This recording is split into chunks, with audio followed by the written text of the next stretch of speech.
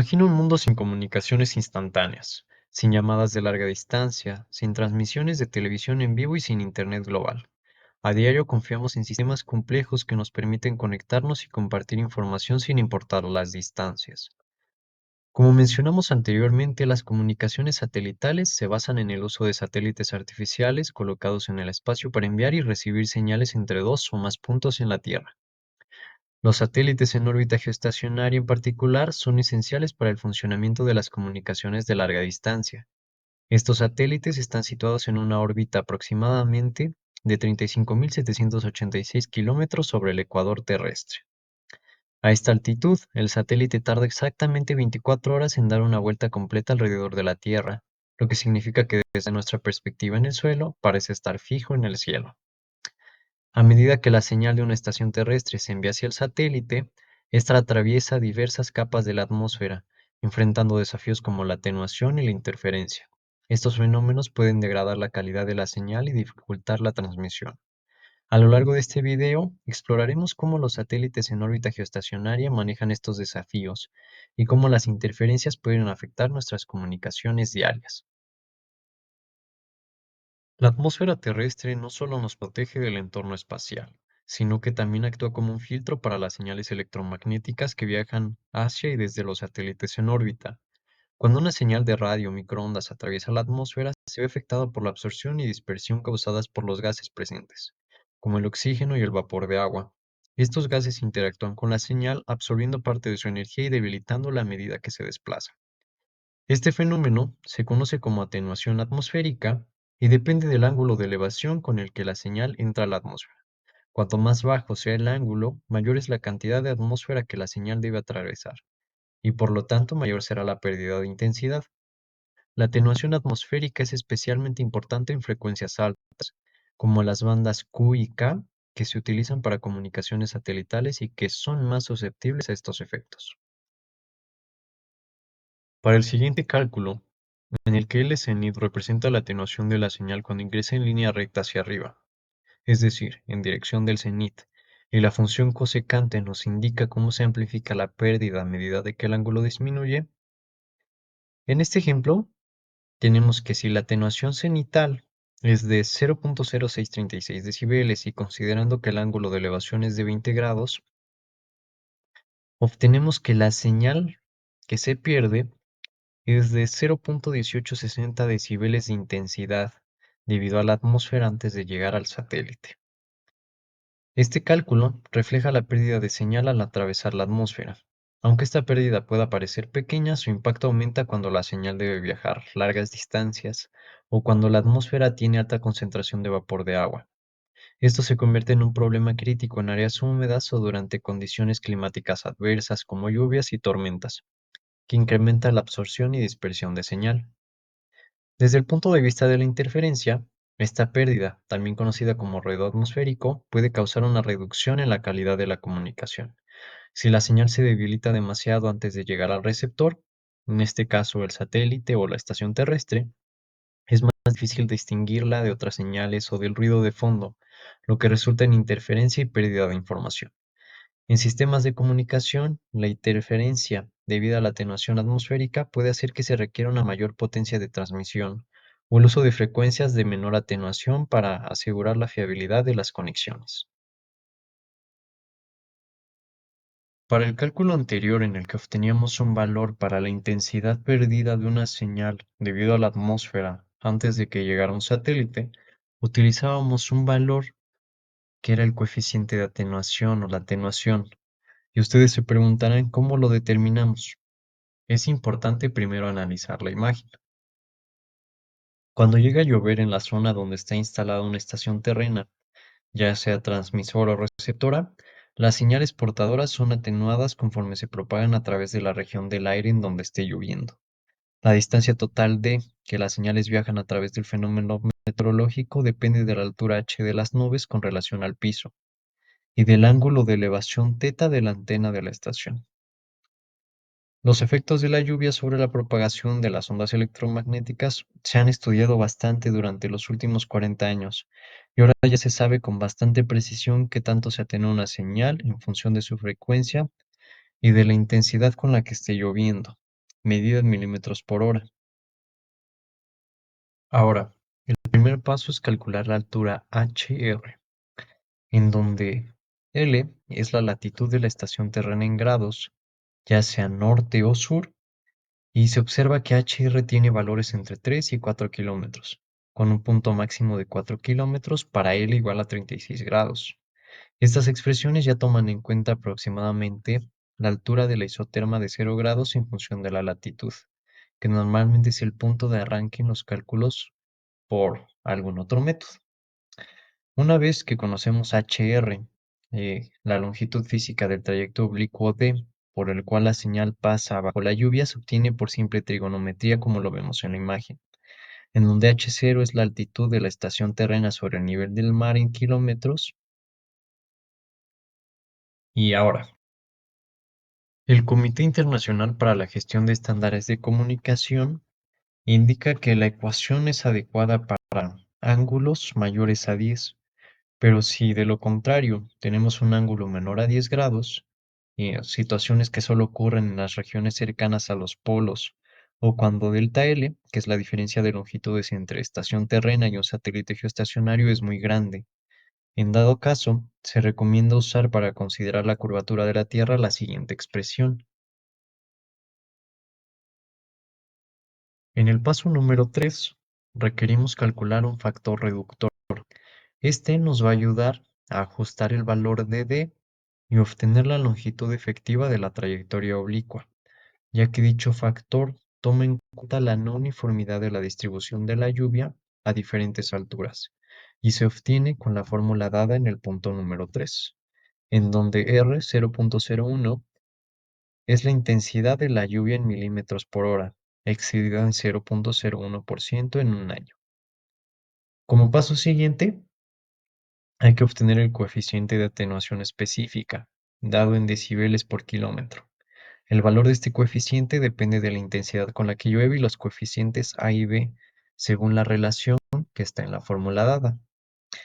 Los valores de A y B se pueden calcular teóricamente a partir de consideraciones sobre la propagación electromagnética, esto a través de las gotas de lluvia, y a su vez depende de la polarización de la señal.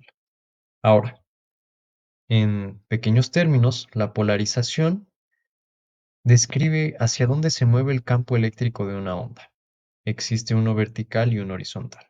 En el vertical se mueve hacia arriba y hacia abajo, como si dibujáramos una línea vertical en el aire. Y la horizontal se mueve de un lado al otro, paralelo al suelo. Esto es importante ya que diferentes tipos de antenas se diseñan específicamente para trabajar cierto tipo de polarización. Entonces, una que no esté bien alineada, pues no podría captar bien las señales. Volviendo a nuestro caso, si tenemos una polarización horizontal, hacemos un promedio de los coeficientes con las fórmulas AC y BC. Estos valores podemos obtenerlos de la tabla o también podemos utilizar un homograma que pondremos a continuación. Para el uso de este, podemos utilizar una regla o una escuadra y tenemos que unir una recta desde el punto de intensidad de la lluvia al punto de la frecuencia de transmisión según la polarización empleada. El valor Y se lee sobre la vertical central donde cruza la recta trazada. Si la señal tiene polarización circular, se obtiene una buena aproximación promediando las atenuaciones específicas leídas con polarización horizontal y vertical a la misma frecuencia. Una vez obtenido el coeficiente de atenuación, podemos calcular de manera total el valor de la atenuación L buscada desde un principio. Las condiciones climáticas tienen un impacto significativo en las comunidades satelitales, y uno de los factores más importantes es la lluvia. Durante una lluvia intensa, las gotas de agua en la atmósfera funcionan como pequeñas barreras que dispersan y absorben señales transmitidas. Este efecto es especialmente problemático para las frecuencias altas, como las utilizadas en las bandas K, que se usan comúnmente para comunidades satelitales de alta capacidad, como el Internet de alta velocidad. cuando una señal atraviesa una zona de lluvia, su intensidad disminuye, debido a la dispersión y la absorción que ocurre en contacto con las gotas de agua. En la dispersión, la señal cambia de dirección, lo que provoca que parte de la energía de la señal se disperse y no llegue al receptor. En la absorción, las gotas de agua capturan agua de la señal, más bien capturan energía de la señal, lo que también reduce su potencia a medida que se desplaza. Para calcular cuánta energía pierde una señal al atravesar una región lluviosa, se utiliza una fórmula de atenuación específica, que depende de la frecuencia de la señal y de la intensidad de la mejor lluvia. Esto es crucial en el diseño de las redes satelitales, ya que permite estimar cuánta potencia extra se necesita para compensar la pérdida en condiciones climáticas adversas.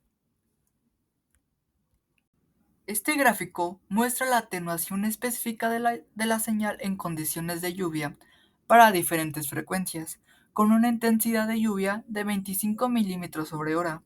Observemos que la atenuación aumenta notablemente en frecuencias más altas, específicamente o especialmente a 30 GHz, donde alcanza 6,68 decibeles sobre kilómetro. Esta información es clave para explicar cómo la lluvia afecta más a las frecuencias altas, generando mayor interferencia en aplicaciones que dependen de estas bandas. Cuando enviamos una señal desde una estación en la Tierra hacia un satélite en órbita geoestacionaria, esta señal debe recorrer una distancia considerable. Los satélites en esta órbita están situados aproximadamente a 35.786 kilómetros sobre el ecuador terrestre, lo cual les permite mantenerse fijos en el cielo, desde la perspectiva de la Tierra. Sin embargo, debido a esta gran distancia, se introduce un retardo temporal o una latancia. La latancia es el tiempo que tarda una señal en viajar desde una órbita geoestacionaria terrestre hasta el satélite y regresar. Este fenómeno es especialmente relevante en aplicaciones de tiempo real, como videollamadas, transmisiones en vivo, juegos en línea y cualquier actividad en tiempo que sea importante la respuesta rápida. Cuando existe una alta latencia, los usuarios pueden experimentar un retraso en la comunicación, lo cual afecta la calidad de la interacción en tiempo real. En el caso de los satélites geoestacionarios, esta latencia es notable debido a que la señal debe viajar a una distancia total de ida y vuelta que suma aproximadamente 71.572 kilómetros. Aunque la señal viaja a la velocidad de la luz, esta distancia es suficiente para generar un retardo perceptible en las comunicaciones. Por ejemplo, una latencia de 238 puede parecer muy poca, pero en aplicaciones de comunicación en tiempo real, este retraso es suficiente para ser percibidos por los usuarios. En una videollamada, por ejemplo, esta latencia puede causar ligeros desfajes en las respuestas de los interlocutores, lo que obvio afecta la fluidez de la conversación. En el caso de transmisiones en vivo o juegos en línea, esta latencia puede impactar negativamente en la experiencia del usuario, haciéndola menos interactiva y menos precisa.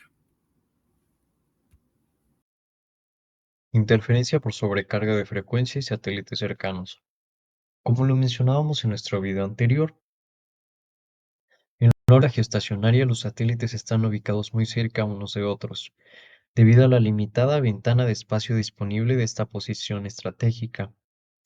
Si dos satélites operan en frecuencia similar o cercana, pueden interferir entre sí, degradando la calidad de la señal. Para evitar esta interferencia es fundamental coordinar el uso de bandas de frecuencia asignada a cada satélite, siguiendo regulaciones internacionales que buscan garantizar comunicaciones eficaces y estables. Además, cuando la latencia es alta, es decir, cuando hay un retraso significativo en la transmisión de señal, otros tipos de interferencia pueden volverse aún más problemáticos. Por ejemplo, la interferencia atmosférica puede distorsionar gravemente la señal, al igual que la atenuación por lluvia, ya que ésta puede absorberla o debilitarla. Estas interferencias combinadas con la latencia provocan una degradación acumulada de la señal, haciendo que la comunicación sea menos efectiva. En aplicaciones donde se requiere alta precisión y tiempos de respuesta inmediatos, como en transacciones financieras, el control de drones o aplicaciones militares, esta acumulación de retardo puede ser crítica. Incluso un retraso adicional por interferencia puede alterar la precisión de todos los datos transmitidos, comprometiendo la eficacia de la comunicación. Ahora, ¿qué soluciones se les da para mitigar la latencia? Para aplicaciones sensibles al retraso como las mencionadas, se suelen preferir satélites en órbitas más bajas, como las LEO, que tienen menor latencia debido a su proximidad a la Tierra. Sin embargo, estos satélites requieren una constelación completa para garantizar cobertura continua, lo que aumenta tanto los costos como la complejidad del sistema. Los ingenieros y diseñadores de sistemas se enfrentan el desafío de minimizar esos problemas mediante estrategias como la creación de algoritmos de corrección de error y la optimización de frecuencia utilizada. En conclusión, en el mundo interconectado de hoy, las comunicaciones satelitales juegan un papel fundamental en aplicaciones críticas, como la navegación, el Internet global y las comunicaciones de emergencia. Sin embargo, para asegurar que estas aplicaciones funcionen de manera confiable y sin interrupciones, es vital minimizar la interferencia que puede afectar la calidad de la señal. No te vayas todavía. Aquí tenemos más videos que te pueden gustar.